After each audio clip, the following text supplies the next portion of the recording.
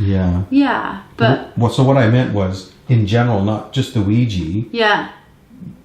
Did your classmates eventually realize that, Natalie's a little different? Did they catch on? No, I don't think so. No, not at all. Yeah, no, it was very something in my childhood that I interacted with at home, or on a very kind of, I guess, personal interaction with my own spirit guides, but never with friends or a wider network. So yeah, it was always something that got pushed aside because of career or the relationship that I was in, that it was something that wasn't accepted. So it was kind of, it was never something that was in the fore. But then it was, too loud to ignore. So but growing up, no, it was something that was very much on the down low. We used to do things as a family that was always quite fun. We used to play a spirit guide dominoes. So instead of you playing dominoes against each other, you would call in your spirit guides, and your spirit guides would play dominoes with each other, which was always quite fun. And then I used to go to circles growing up. From about 16, 17, I used to go to a circle, which is where a group get together led by a psychic medium, and you get to practice your skills and talents. And I'd get to go and experience that, which was always really good. Did you ever? Well, you're from England, yes, right? So, I'm assuming you went to various henges. We did. And can you, for us North Americans, that'll probably never never get to go there. What's it like? What did you feel there? Are there entities that stay there? Is there anything, or is it a vortex? Is it just energy, or what did you feel there? Interesting question. The energy, because of the heritage in different parts of the country in the UK, are really interesting. And growing up as a child, I always felt kind of connected and feeling the different energies of buildings and museums. And there's going to the British Museum and going to the Egyptian section there is just like, oh my gosh, it is like the energy in that room is like being knocked over by a bus, because it can feel very, very, very intense. And I have had Egyptian past lives, and so being around all the Egyptian artifacts was insane. And having the British Museum and having all of that under one roof was just insane to be around. Stonehenge, I love Stonehenge. Stonehenge is amazing. You can feel the energy ley lines when you walk across as you approach Stonehenge. You can feel where the different ley lines are, so you can feel where they sit, and the energy that is around Stonehenge and the guides and the people that stand around there is phenomenal. I had a great privilege of going to the winter solstice in 2012, and it was phenomenal to be there and experience that firsthand, because only at the solstices now can you go and be around the stones and touch the stones and be part of the stones. So to be there on that very powerful winter solstice on 2012 and experience the drums and see the sunrise and feel the energy was just a moment I won't forget. But yeah, there are so many different buildings, and we have so many old buildings in London and across the country, and caves. Like, I was obsessed growing up with there's a place called Wookey Hole down in Somerset, which is this group of caves. And thinking about it now and looking back from what I know of spirit, like, they are a really kind of spiritual place. So that's why I was kind of drawn there and loved going there as a child, of being in these very spiritual caves. So yeah, there's so much energy around, and walking around London, you can, as a psychic medium, you see lots of people who have passed through many different times and parts of history, and being in different buildings. And yeah, it's a real privilege to experience and feel those energies. So when you say you see people that have passed, what do you see? Like, how does it happen? Do they just, you're standing at a bus stop and you look and there's a dead person there? What? Yeah, no, it is like that. So you can see the outline. They show you how, male, female, how tall they are, what they're wearing, if they're carrying anything with them, they start talking. So yeah, I actually get to see the outline. And when you're walking around, yeah, I get to see other people's spirit guides, but also I get to see people who have passed. So which is awesome. It's a real privilege to be able to see that and interact with them. Do you have any control over it? Yes. Can you turn it off? Yes, you have to. I've learned you have to turn it off. Otherwise, there would be a massive queue of people all the time that would want to speak. So you really have to learn how to switch off and say, no, not today, thank you. And you have to be very, just be firm, and you just say, not interested in speaking, and they respect that. So yeah, you just have to be firm and polite. Yeah, I would imagine it could quickly get overwhelming if you couldn't. Yeah. Was there a time in your life when you struggled with that, where you, wow, how do I stop this? I'm lucky. I've always been someone that's been able to set my boundaries with it. So I'm someone that, I've learned to say no. I've learned to draw the boundaries and just say, no, I'm not working with you right now. So that's something that I think I've been taught by some really great mentors, and know that that's an important thing to do. Otherwise, I'd be continually bombarded. I wouldn't sleep. That wouldn't happen. It's funny when I've shared a room with my sister, and she always laughs. She's like, oh my gosh, the room is full of people and they are not my people. And so, when you're sleeping, people they come and they fill the room, and waiting and thinking that you're gonna speak to them. Yeah, but do something. They're yours. Yeah, they're your people. They're not mine. But yeah, no, it is really interesting. But nothing beats doing like a one-on-one psychic medium session where someone is really desperate to connect with a loved one that's passed, and that they either need to make amends or put things right, or just to reach out and speak to them. And that's always really special, like being able to connect them together. And I'm passing on information that I wouldn't have any idea about. These people on the other side are telling me names of people, the jobs that they did, the things that they loved, the difficulty in their relationships and the connection with that person, and giving really specific information that I just wouldn't know. So it's a real pleasure and privilege to be able to share that information. Do you think they do it on purpose to try and, they must realize that if the person who's trying to connect doesn't get any specific information, they may not believe it. So do you think spirit, do you think they do that on purpose, I guess is what I'm saying? Give you something specific right away so the person knows beyond a shadow of a doubt that they're making the proper connection. Massively, and they describe themselves and the life that they used to lead. So you're making it clear that it is that person. So the job that they used to do, or where they used to live, or their loves, they might have loved fishing. So they're showing me a fishing boat and then talking about an experience with that person and a fishing experience. And I'm like, so right. they make it very personal.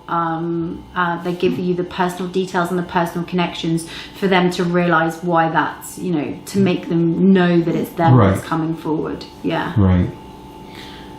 Here's an interesting question that just occurred to me. Go for it. I've, in the last couple of years, have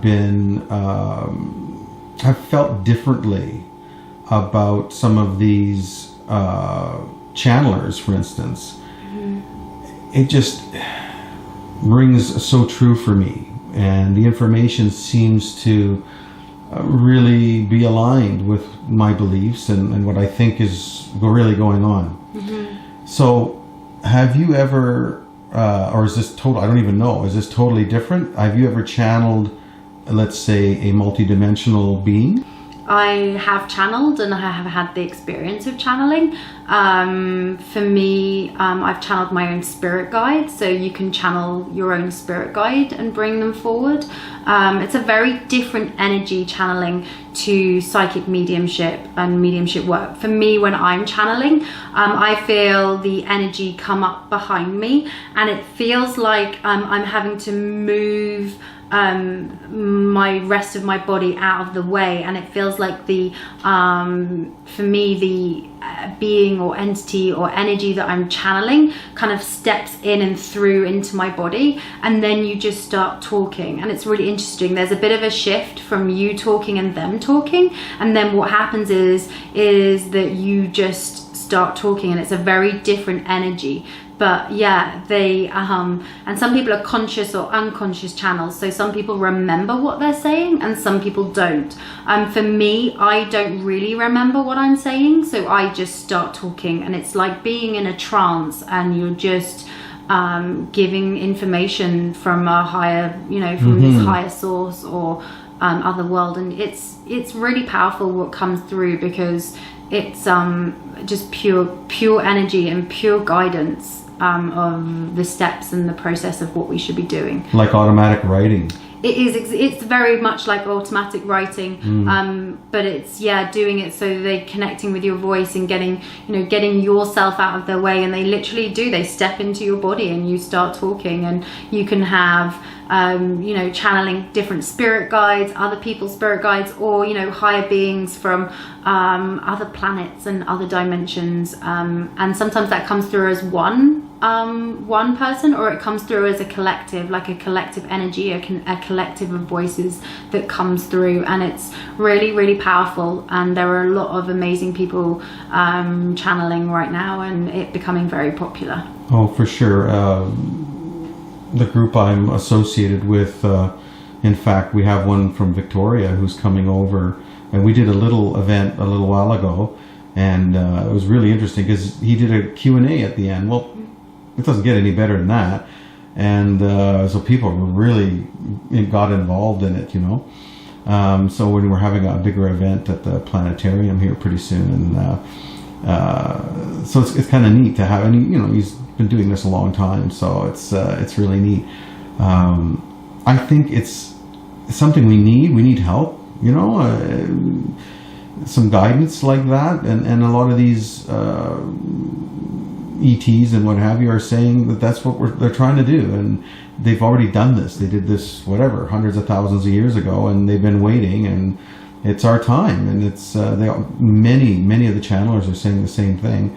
They're saying it's time right now, and it's very energetic. But it's and I feel this. It's in flux. It's not a nice, smooth anything. It's I went to Sedona recently on a pilgrimage just to try and sort of ground myself, like energetically, and it surely did that.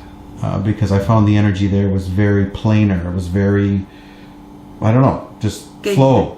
Grounding. Very grounding. It wasn't fluctuating at all. It's just a nice steady, I equated it to, sitting on the heat register and just having just feeling the heat go through you, and just nice and steady, Have you ever been to any of these, in North America? I'm assuming at home you did, but any of these vortices of energy, have you ever experienced that?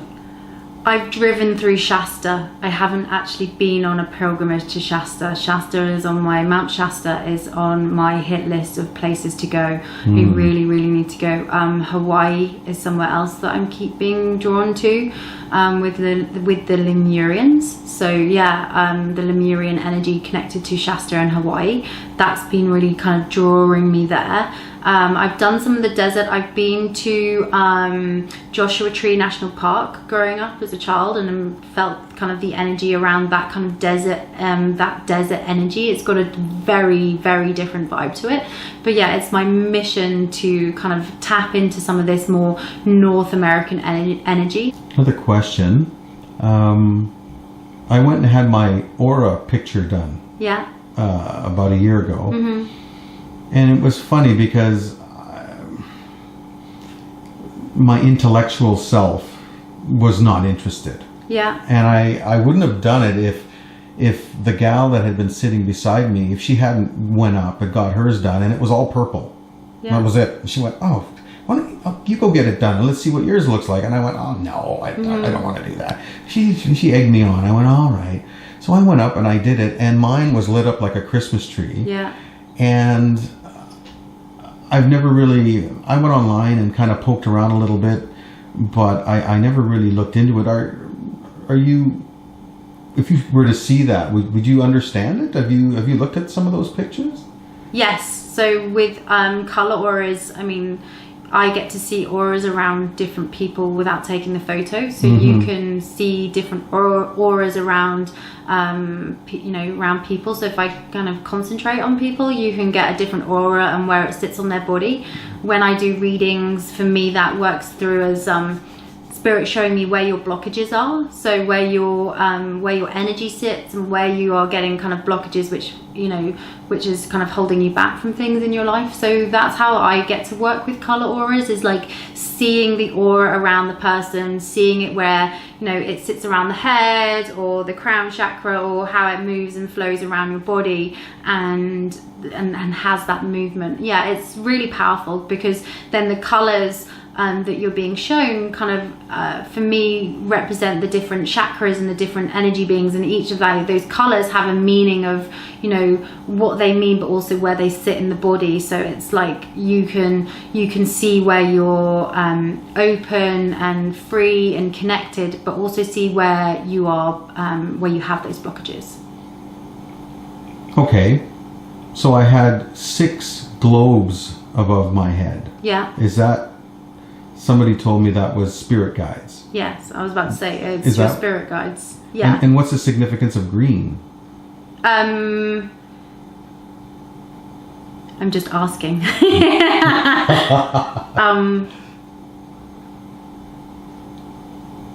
Okay. They're just saying the spirit guides is, it's the globes represent the your spirit guides, and they were green because they're connected to your heart center and actually working with them, but they were around your head because that's where you are working with them now. So they were asking you for you to connect with your spirit guides through your heart center versus you working with them in your head. So they're saying, like, we're trying to work with you with your heart, and it's time to get out of your head, but like start listening to the messages, the signs and the intuition through listening to your heart center, because that's where it's more powerful.